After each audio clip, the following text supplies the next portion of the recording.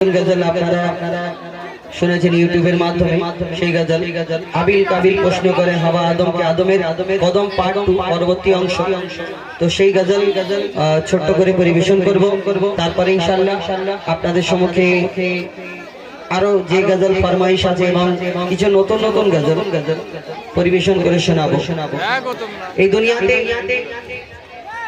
আমরা জানি আল্লাহ পাক রব্বুল আলামিন পিতা আদমকে জান্নাতের মধ্যে এবং মা হাওয়াকে জান্নাতের মধ্যে রাখলে গন্ধম থেকে দূরে থাকতে বললেন, কিন্তু গন্ধম খাবার কারণে আল্লাহ পাক রব্বুল আলামিন ফেরেশতাদের হুকুম দিলেন আমার ফেরেশতারা জান্নাতের মধ্যে রাখা যাবে না, আদম নবী এবং মা হাওয়াকে দুনিয়ার মধ্যে পাঠানো হোক। কোথায়? একজনকে পাঠালেন জেদ্দায়, একজনকে পাঠালেন লঙ্কায়, অর্থাৎ শ্রীলঙ্কা যাকে বলা হয়, যারা বিশ্বকাপ জিতল এই বছরে, এই বিশ্বকাপ না, এই এশিয়া কাপ, যাই হোক শ্রীলঙ্কা এবং জেদ্দায় দুজনকে পাঠালেন এবং আল্লাহর দরবারে পিতা আদম 300 বছর সিজদা করলেন, ইয়া আল্লাহ ক্ষমা করে দিন, আল্লাহর দরবারে ফরিয়াদ করলেন এবং তারপরে ক্ষমা পেল। তারপরে 300 বছর পরে আবার সিজদা থেকে উঠলেন, আবার সিজদা করলেন। সে অনেক ঘটনা আপনারা ওই গজলের মাধ্যমে শুনেছেন। তারপরে আরাফাতের ময়দানে তাদের মিলন হলো, একসঙ্গে হলো। তারা যখন একসঙ্গে হলো আরাফাতের ময়দানে, তারপর তাদের বাচ্চা কাচ্চা হলো, তবে তো এত বড় দুনিয়া হলো নাকি? না, পিতা আদম আর হাওয়া কি করে এত বড় দুনিয়া হলো? সেই সময় জোড়া জোড়া বাচ্চা হতো, একটা ছেলে একটা মেয়ে, মানে ওই তরফের ভাই এই তরফের বোনের সঙ্গে বিয়ে হতো। সে অনেক ঘটনা। কিন্তু দুই সন্তান আদম নবী হাবিল কাবিল প্রশ্ন করলেন, বলো আব্বা, আমাদের আব্বা মা, তোমরা তোমাদের আব্বা মা কে? আমাদের দাদা দাদি কে, নানা নানি কে?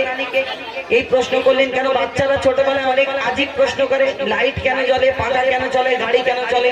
তখন মারা কিন্তু উত্তর দেয়, বাপেরা উত্তর দেয়। তো সেই হাবিল কাবিল প্রশ্ন করলেন, বলো আমাদের আব্বা মা, তোমরা কিন্তু তোমাদের আব্বা মা কে? এই প্রশ্ন যখন করলে কবি ছন্দের মাধ্যমে অতি মূল্যবান কথা লিখছেন। পিতা আদম তাদের কি উত্তর দিলেন সে সম্পর্কে লিখছে, দেখুন। হাবিল কাবিল প্রশ্ন করে হাওয়া আদমকে, তোমরা মোদের বাপ মা, তোমাদের মা বাপকে। হাবিল কাবিল প্রশ্ন করে হাওয়া আদমকে, তোমরা মোদের বাপ মা, তোমাদের মা বাপকে। বলো গো মোদের, বলো কি তাদের নাম ছিল? বলো গো মোদের, বলো কি তাদের নাম ছিল? মোদের দাদা দাদি নানা নানি আছে কোথায়? প্রশ্ন শুনে আদম হাওয়া হলো অবাক। হাবিল কাবিলকে তারা কি দেবে জবাব? দুজনে আল্লাহ বলে সিজদাতে যাই চলে, দুজনে আল্লাহ বলে সিজদাতে যাই চলে। বলে মাসুম ছেলে মোদের কাছে কি জানতে চায়? হাবিল কাবিল প্রশ্ন করে হাওয়া আদমকে, পিতা আদম এবং মা হাওয়া তাদের কি উত্তর দিলেন কবি ছন্দের মাধ্যমে লিখছে, দেখুন। ও বলছে আদম, শোন তোরা শোন, মানব জাতির মাঝে সৃষ্টি আমি প্রথম। ওর পাজিরার হাড়ে খোদা হাওয়াকে গড়ে, আর গন্ধম খেলাম দুনিয়ায় গেলাম জান্নাত ছেড়ে। মোদের কেউ জন্ম দেয়নি, মোরা মায়েরই দুধ খাইনি। মোদের কেউ জন্ম দেয়নি, মোরা মায়েরই দুধ খাইনি। পাইনি মোরা মা বাপের ভালোবাসা, মোদের নেই বাবা মোরা এতিম দুজনা। মা বাপ কি মোদের জানা হলো না? দুজনে এতিম মিসকিন, নেই মোদের মা বাপের ঋণ। দুজনে এতিম মিসকিন, নেই মোদের মা বাপের ঋণ। তাই মানব জাতির পিতা মাতা মোরা দুজনা। হাবিল কাবিল প্রশ্ন করে হাওয়া আদমকে, পিতা আদমকে আল্লাহ পাক রব্বুল আলামিন কাদা মাটি দিয়ে সৃষ্টি করলেন, সৃষ্টি করে দুনিয়ার মধ্যে পাঠালেন এবং সব ফেরেশতাদের হুকুম দিলেন, আদম নবীকে তোমরা সিজদা করো।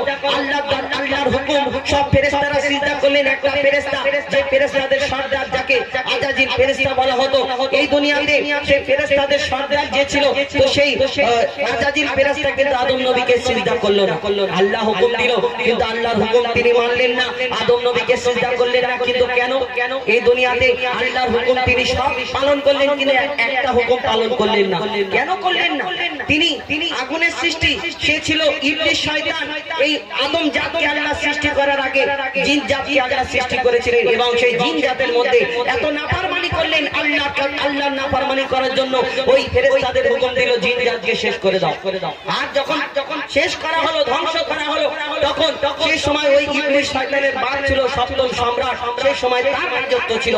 আর আল্লাহ তখন সেই ফেরেশতাদের হুকুম দিল জিন জাতকে শেষ করে দাও। একটা মাত্র বাচ্চা রয়ে গেল, তাকে ফেরেশতারা লালন পালন করলেন। তিনি এত ইবাদত করলেন, 6 লক্ষ বছর ধরে ইবাদত করে করে সেই ফেরেশতাদের সর্দার হয়ে গেল। কিন্তু সেই আগুনের সৃষ্টি, সে বলল যে আমার তার ভিতরে একটা অহংকার ছিল, আমি আগুনের সৃষ্টি, আমি ফেরেশতাদের সর্দার, আমি এতদিন ইবাদত করেছি, আর একটা মাটির পুতুলকে আমি গিয়ে সিজদা করব, এটা হবে না, সে আমাকে সিজদা করবে। তো শেষ খবরকে কবি ছন্দের মাধ্যমে লিখছে, দেখুন, নিয়ে কাদা মাটি ঢোল খোদা গড়ল পুতুল, সে পুতুলে দিল নূরে মুহাম্মদ রাসূল। পুতুল নড়ে চড়ে আবার সিজদা করে, পুতুল নড়ে চড়ে আবার সিজদা করে। সারা কায়নাতের জ্ঞান খোদা দিল যে তারে, জিবরিল আমিনকে ধরে আজাদ দুঃখ করে, জিবরিল আমিনকে ধরে আজাদ দুঃখ করে। আমাকে ভুলে গেল খোদা আদমের মায়ায়, আমি জিন জাত তবু ফেরেশতাদের সরদার।